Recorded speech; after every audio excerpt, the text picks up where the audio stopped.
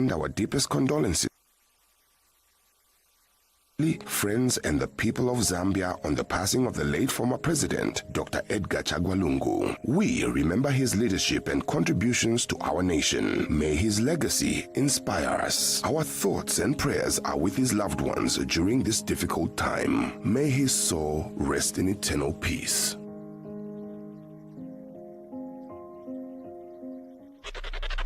Sun FM, broadcasting from the Copperbelt capital, Ndola City. This is your favorite station. The news.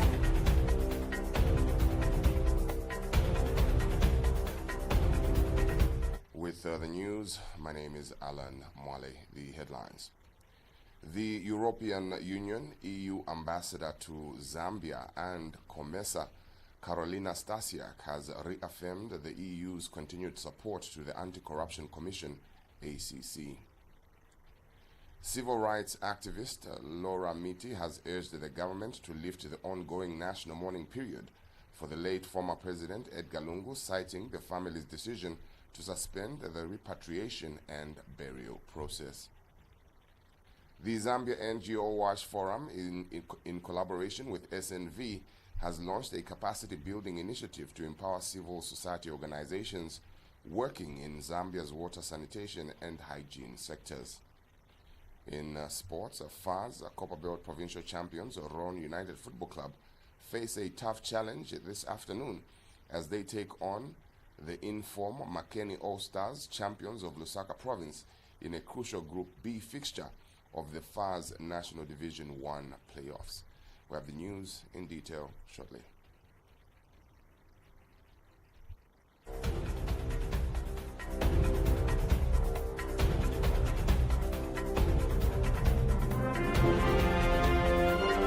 The news, 88.5 Sun FM.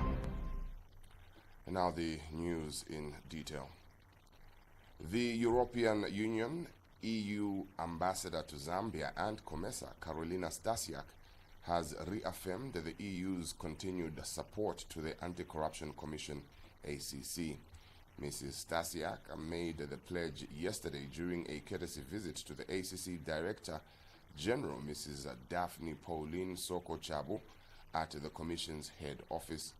She further commended the Commission for operationalization of the online whistleblowers protection program, which she said has significantly enhanced the reporting of corruption cases. Meanwhile, ACC Director General Mrs. Daphne Pauline Soko-Chabu acknowledged the European Union's vital role in strengthening the Commission's capacity in combating corruption. Mrs. Chabu also noted that despite the progress made, the Commission continues to face challenges including low staffing levels and lack of presence in some districts. She called on the European Union and the other cooperating partners to support the Commission in addressing these critical areas. Civil rights activist Laura Miti has urged the government to lift the ongoing national mourning period for the late former president Edgar Lungu, citing the family's decision to suspend the repatriation and burial process. Ms. Miti argued that continuing with national mourning in the absence of a finalized funeral plan is premature. She advised that a day of mourning should only be declared once consensus is reached between the government and the Lungu family. Her comments follow allegations from the Lungu family accusing government of violating prior funeral arrangements, resulting in a standoff over the former president's final rites. Meanwhile, youth advocate Daniel Nkoma has dismissed suggestions that the late president be buried in South Africa, calling the proposal unfortunate and inappropriate. More in this report. The national mourning period for late former President Edgar Lungu has come under growing public scrutiny as calls intensify for government to reconsider its continuation amid uncertainty over his final resting place. Civil rights activist Rola Miti has urged government to immediately lift the mourning period, arguing that with the Lungu family holding repatriation and burial plans due to alleged breaches of agreement. National mourning cannot proceed in good faith. The national mourning.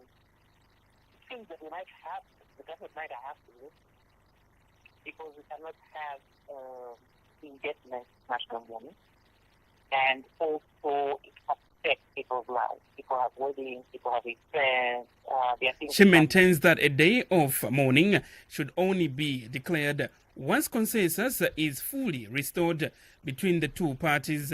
Youth advocate Daniel Nkoma has echoed similar sentiments, strongly opposing suggestions to bury the former president in South Africa. The family that if they think burying the 60th president at the embassy, they're doing the government favor or the sitting president a favor, that's a lie. It is on their favor. Because if they bury him there, 10 to 15 years from...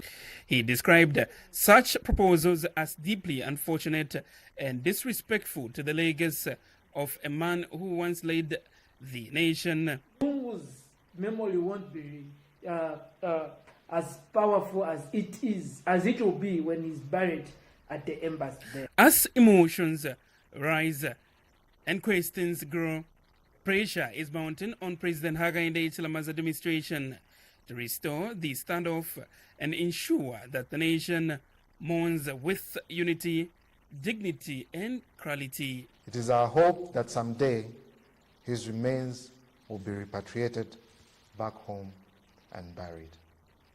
I thank you. Thomas Mwale, reporting for Sun FM TV News in Lusaka. The Zambia NGO WASH Forum, in collaboration with SNV, has launched a capacity building initiative to empower civil society organizations working in Zambia's water, sanitation, and hygiene sectors.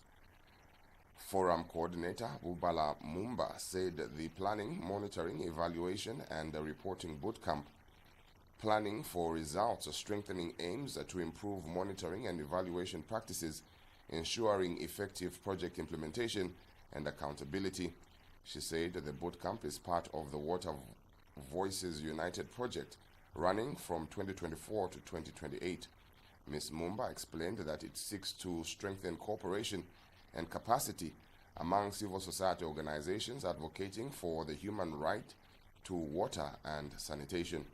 She revealed that a baseline assessment among participating organizations identified gaps in monitoring and evaluating, planning, indicator development, data collection methods, and reporting practices.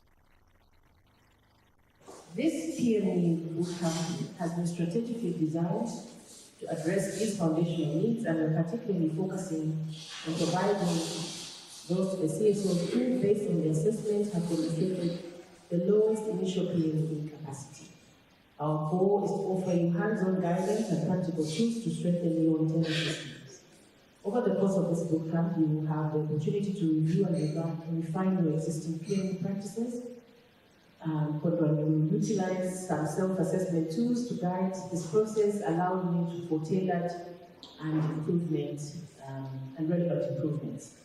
Furthermore, each participating CSO will be equipped with a bespoke PME toolkit, a practical resource designed to support you in your ongoing implementation of strengthened M&E within organizations. Meanwhile, Water Voices United Project Deputy Project Manager Davy Ngoma said the workshop resulted from a rigorous assessment and diagnosis conducted with various institutions to evaluate their capacity in the WASH sector and internal operations.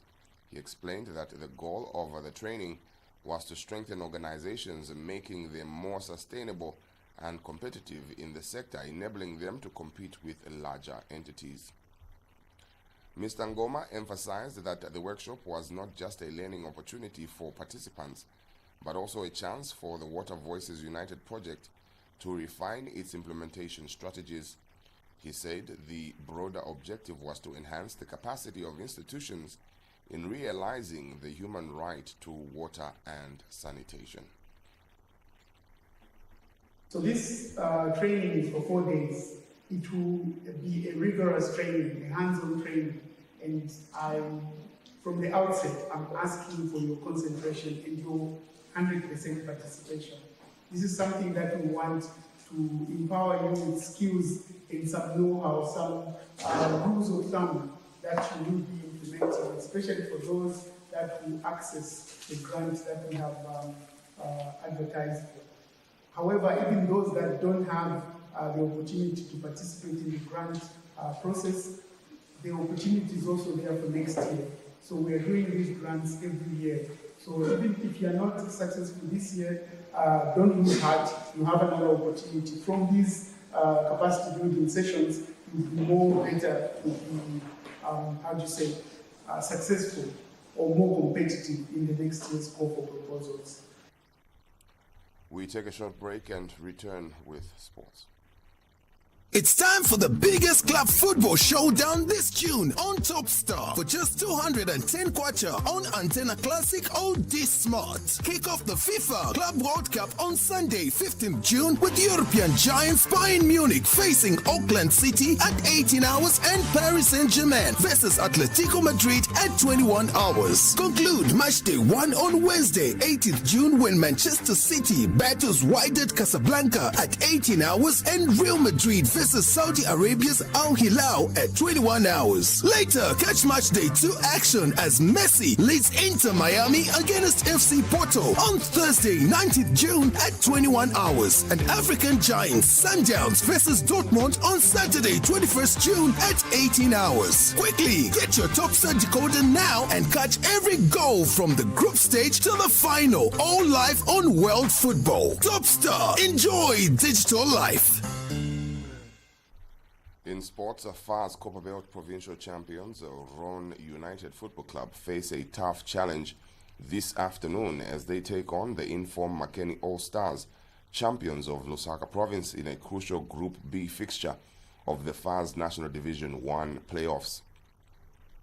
Ron United, who were on a bye on match day 2, were dealt a major setback when the FAR's disciplinary committee docked them 3 points and overturned their 1-0 win against Nangweshi Pirates, awarding a 3-0 result to the opposition.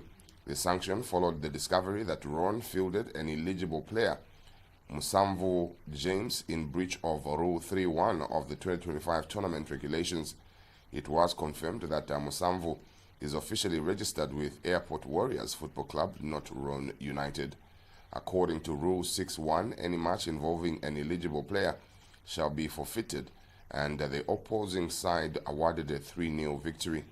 Meanwhile, Makeni All-Stars have cemented their dominance in Group B following a 3-1 comeback win over Teta FC on match day 2. They cruised to a confident 3-0 victory against Nangweshi Pirates yesterday, securing a full 6 points from 2 games. This afternoon's clash kicks off at 15 hours Central African time, with Ron United looking to bounce back from disciplinary woes and Makeni aiming to maintain their unbeaten run. That sports item brings us to the end of this edition of the news. To end, we recap on the headlines. The European Union EU ambassador to Zambia and COMESA, Carolina Stasiak, has reaffirmed the EU's continued support to the Anti-Corruption Commission, ACC.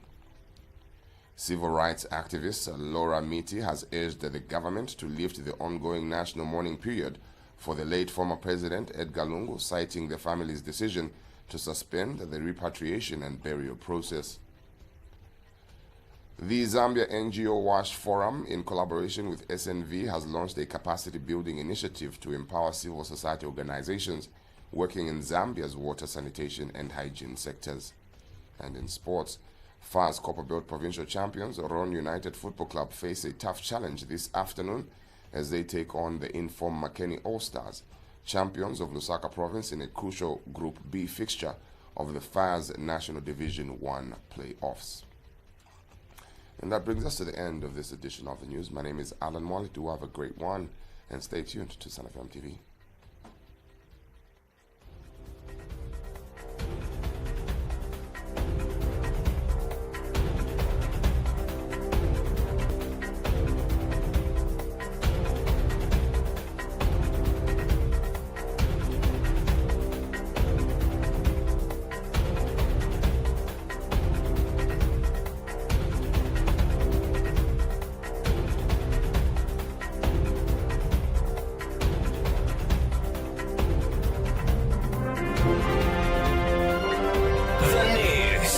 88.5 Sun FM. Your finest radio station is responsible for the dawn of a new era in Zambian broadcasting.